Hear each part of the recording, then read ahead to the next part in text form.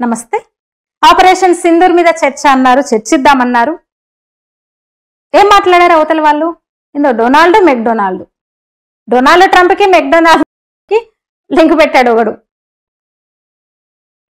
ఒగామంటది తమాషాన్ని తీసి పడేస్తుంది. మీడియాలో తమాషా కోసం ఆపరేషన్ సింధూర్ అని ఒక ఎంపీ మాట్లాడుతుంది. ఇక మాట్లాడాల్సిన మనీష్ తివారీ, శశి థరూర్ లాంటి వాళ్ళని పూర్తిగా పక్కన పెట్టింది ఆ పార్టీ, కాంగ్రెస్ పార్టీ.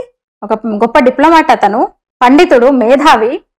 అతన్ని డిబేట్ లో పక్కన పెట్టేసి అంటే ఏంది, ఎవరు కాదు మేమే మేధావులం, మా కుటుంబం మేము మేధావులు, మేము మాత్రమే మేధావులు, మేము చెప్పిందే వినాలి, ఇంకెవరు వద్దు. ఇంకో కారణం కూడా వాళ్ళు దేశం ముఖ్యం అన్నారు కనుక. శశి థరూర్ ఏమన్నాడు? దేశం ముఖ్యం, దేశ ప్రయోజనాలు ముఖ్యం, రాజకీయాలు తర్వాత అన్నాడు. కాబట్టి కానీ వీళ్ళకేంటి, పరదేశం కావాలి, విదేశీ కావాలి అన్నాడు కదా అమిత్ షా. అందుకే మీ పార్టీకి విదేశం అంటే ఎంత ఇదో మేము అర్థం చేసుకోగలం అన్నాడు. శత్రు దేశంతో లాలూచి కావాలి వీళ్ళకి.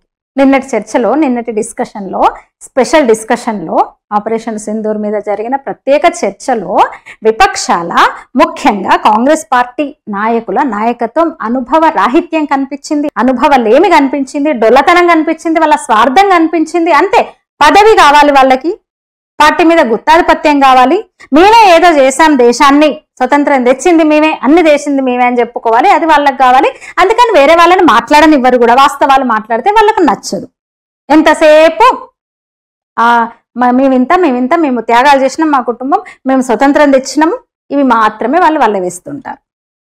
అరే చిన్న పిల్లలు, శాంభవి అతి చిన్న వయసు ఎంపీ, తను 25 ఏళ్ళకి ఎంపీ అయిపోయింది. ఎంత చక్కగా మాట్లాడింది. కొత్త వాళ్ళకి అవకాశం ఇచ్చారు, ఆ ఇచ్చిన వాళ్ళు ఎవరు చక్కగా మాట్లాడారు.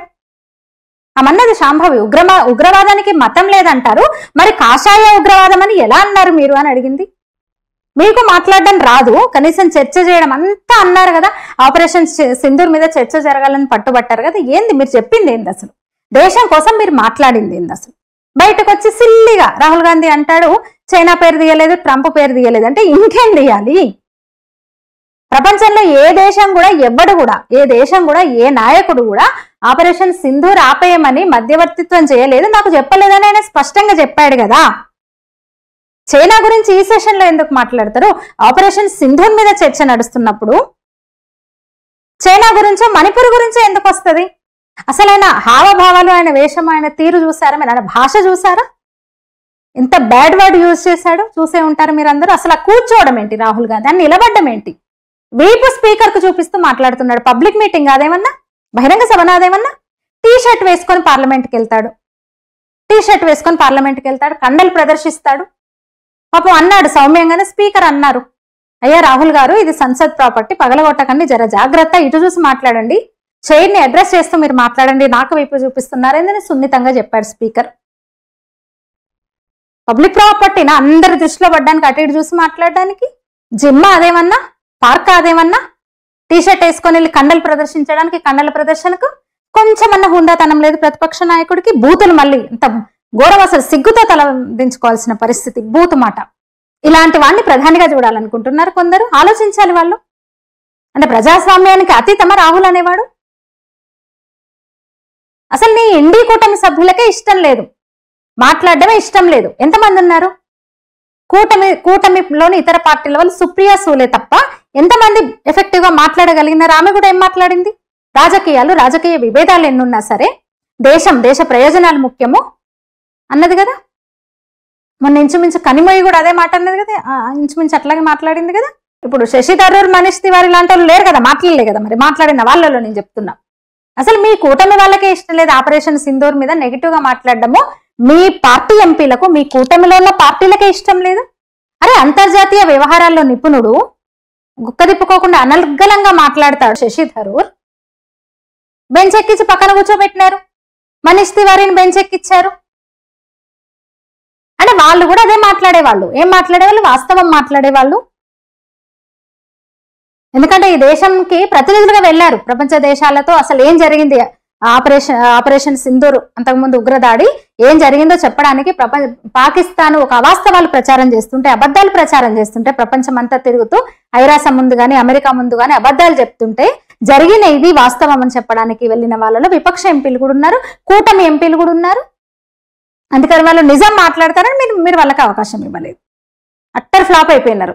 ఏది పడితే అది మాట్లాడించి మీరు మాట్లాడి పరదేశం అన్న విదేశం అన్న ఉగ్రవాదం అన్న మీకు ఇష్టం కదా. ఆల్రెడీ చిదంబరం అన్నాడు కదా, ఏమన్నాడు సిగ్గు లేకుండా. ఆ రోజే కదా, అంతకు ముందు రోజే కదా అనింది. 3 టెర్రరిస్టులను ఎప్పుడైతే మట్టు పెట్టారో మన ఆర్మీ, కశ్మీర్ పోలీసులు, ఆర్మీ, సిఆర్పిఎఫ్, సులేమాన్ బృందాన్ని ఎప్పుడైతే మట్టు పెట్టారో అంతకు ముందు రోజు కదా చిదంబరం అన్నాడు. ఏమన్నాడు? పాకిస్తాన్ నుంచి వచ్చారని ప్రూఫ్స్ ఉన్నాయా ఏమన్నా? ఇక్కడ వాళ్ళే కావచ్చు అన్నాడు. అంటే ఎక్కడ వాళ్ళు కాంగ్రెస్ స్పాన్సర్డ్ టెర్రరిస్టులు అనుకోవాలా? మరి మీరు స్పాన్సర్ చేసిన వాళ్ళు అనుకోవాలా? కానీ కాదు, అక్కడ అని తేలింది. ఎందుకంటే మన జేబులో మేడ్ ఇన్ పాకిస్తాన్ చాక్లెట్ బయటపడిందంట. ఉగ్రవాద జేబులలో మేడ్ ఇన్ పాకిస్తాన్ చాక్లెట్స్ ఉన్నాయి. అసలు సింధూర్ మీద చర్చ అంటే ఎంత అద్భుతంగా జరుగుతుందో చూడాలి. వీళ్ళ వ్యూహాలేంటో, వీళ్ళ ప్రణాళిక ఏంటో, దేశం గురించి విపక్షాలు ఏం ఆలోచిస్తున్నాయో, ఏమన్నా లోపాలు వసుగులు ఉన్నాయా మరి ఇంత గట్టిగా అంటున్నారు వీళ్ళంటే. అందరు ఏకమైపోయినారు కదా, విపక్షాలు కూటమి కట్టినారు కదా. ఏం చెప్తుందో ఆ కూటమి దేశం గురించి ఎంత అద్భుతం అనుకుంటే ఏమైంది? 1 సైడ్ పూర్తిగా ఏం లేదు వాళ్ళకి మాట్లాడడానికి. ఇంత హడావుడి చేస్తారు, ఏదో కొండంత రాగం తీసి ఏదో డాష్ అంత పాట వాడినట్టు ఏం లేదు అక్కడ. శశిధరూర్ లాంటోడికి అసలు మైకే టైం ఇవ్వలేదు. లిస్ట్ ఇస్తారు కదా ముందే, మళ్ళీ ఇచ్చిన దాన్ని బట్టి స్పీకర్ పిలుస్తారు. ఆపరేషన్ సింధూర్ మీద అవాకులు చవాకులు పేలి చర్చకు పట్టుబట్టి ఏం మాట్లాడారు? చర్చకు పట్టుబట్టి మీరు ఏమన్నాడు చిదంబరం అనేవాడు? ఇంకా ఎంత దిగజారుతుంది ఆ పార్టీ గాని, నాయకులు గాని. ఆ పార్టీకి ఓటేస్తున్న వాళ్ళు గమనించాలి, ఆ పార్టీని వెనకేసుకొస్తున్న వాళ్ళు ఆలోచించాలి, అర్థం చేసుకోవాలి. అరే అసదుద్దీన్ కున్న సోయి లేదు, ఎంత బాగా మాట్లాడిండో హైదరాబాద్ ఎంపీ. ఈ పరిస్థితుల్లో క్రికెట్ ఆడడానికి ఎట్లా అనుమతిస్తారు అన్నారు ఆయన.